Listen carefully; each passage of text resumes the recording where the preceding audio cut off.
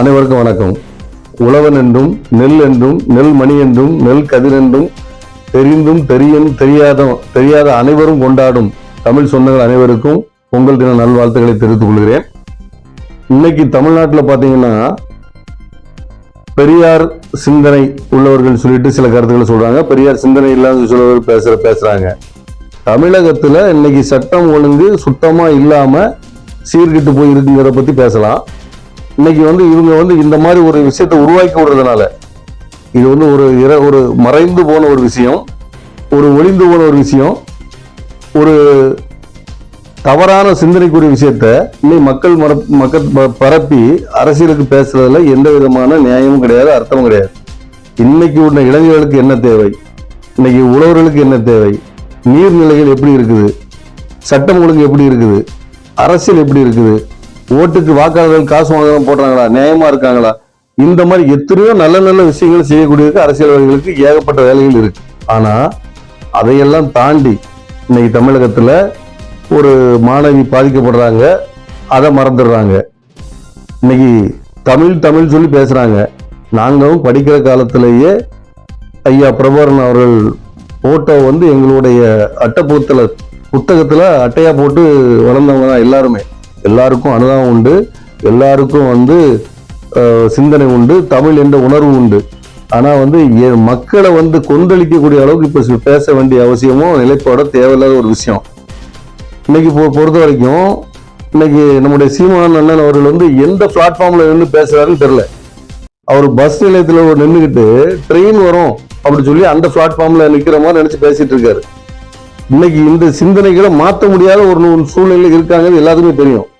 இந்த மாதிரி கொந்தளிச்சு பேசுறதுனால சில நல்ல விஷயங்கள் பேசக்கூடிய அரசியல் தலைவருடைய கருத்துக்கள் ஏற்றுக்கொள்ள முடியாமல் சூழ்நிலை போது நிறைய மக்கள் மத்தியில் ஒரு தவறான சிந்தனை உருவாகுது. இளைஞர்களுடைய வழி தோன்றல் மாறி போகக்கூடிய சூழ்நிலை தான் இருக்குது.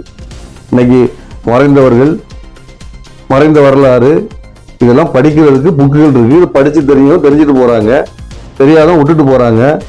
அதை தாண்டி நம்ம சமுதாயத்துல பேசினா 100,000 பேர் கேட்கக்கூடியவங்க. அப்ப நம்ம எந்த மாதிரி சிந்தனையை பேசணும் அப்படின்னு சொல்லி ஒரு சுத்தமான மனக்கருத்து இல்லாம பேசுறது இது ஏற்றுக்கொள்ள முடியாத ஒன்று. இதுல யாரையும் பிளேம் பண்றதுக்கான நேரமா இது. மக்கள் இன்னைக்கு என்ன காலகட்டத்தில் இருக்காங்க, அவங்களுக்கு என்ன தேவை, இன்னைக்கு ஒரு சட்ட திருத்தத்தை பத்தி உங்களால பேச முடியல. இன்னைக்கு காசோலை மோசடி வழக்குன்னு ஒண்ணு இருக்கு, இதுல எத்தனை பேர் பாதிக்கப்படுறாங்க. நிறைய நீதிபதிகள் தப்புன்னு தெரிஞ்சு தண்டனை கொடுக்காம கண்ணீர் விடக்கூடியவங்களா இருக்காங்க. வேணா சட்டம் அப்படி இருக்குது, மாற்ற முடியாது. அப்படி ஒரு காலகட்டத்தில் இருக்கக்கூடிய இதெல்லாம் பேச மாட்டாங்க. கந்து வட்டிக்காரன் இன்னைக்கு கந்து வட்டிக்காரனுக்கு இந்த காசோலையை வச்சு நீதிமன்றமே வசூல் பண்ணக்கூடிய அளவுக்கு அந்த ஆயுதமா அது பயன்படுத்தப்படுது. இதனால யார் பாதிக்கப்படுறாங்க? சிறு குறு தொழிலாளர்கள் பாதிக்கப்படுறாங்க. சின்ன சின்ன மணி டிரான்சாக்ஷன் கொடுக்குற செக் காசோலை கொடுக்க பயன்படுறாங்க. இன்னைக்கு வங்கி, தனியார் வங்கி, பைனான்ஸ் அத்தனை பேருமே இந்த காசோலை மிஸ்யூஸ் பண்றாங்க. சட்டத்துக்கு தெரியும், நீதிமன்றத்துக்கு தெரியும், எல்லாத்துக்கும் தெரியும். அதெல்லாம் மாத்துறதுக்கு பேச மாட்டாங்க. ஆனா எங்கேயோ தோண்டி மூடிக்கு பதிக்கப்பட்ட ஒரு விஷயத்த இப்போ தூண்டி விட்டு பேசி இதனால என்ன லாபம் கிடைக்குது, இந்த தமிழ்நாட்டு மக்களுக்கு என்ன லாபம் கிடைக்குது, என்ன கலாச்சார மாற்றம் வந்துடும், ஒண்ணுமே ஏற்பட போறது இல்லை. ஆனா தங்களுடைய பரப்புரை மேலோங்கி நிற்கணும். இது என்ன காரணம்?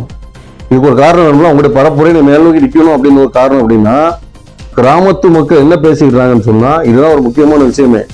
இன்னைக்கு கிராமங்கள்ல என்ன பேசிக்கிறாங்கன்னா, இந்த திராவிட கூட்டங்கள் சில தவறுகளை செஞ்சு அது மக்களுக்கு மனதில் பாதிக்கக்கூடிய சூழ்நிலையில அதை மறைக்கிறதுக்காக இந்த சீமானவர்கள் இந்த மாதிரி அந்த கூட்டத்தோடு இன்டைரக்டா கான்ட்ராக்ட் பேசுறாங்க. இதுதான் இன்னைக்கு மக்களுடைய நிலைப்பாடு. நீங்க யாரையும் ஏமாற்ற முடியாது. நீங்க எல்லாம் நீங்க பெரியார பேசுன மாதிரி பேசுறீங்க, இன்னைக்கு ஒரு மாணவிக்கு நல்லதை பத்தி பேசுற மாதிரி பேசுறீங்க. எங்க என்ன பேசுறீங்க தெரியல.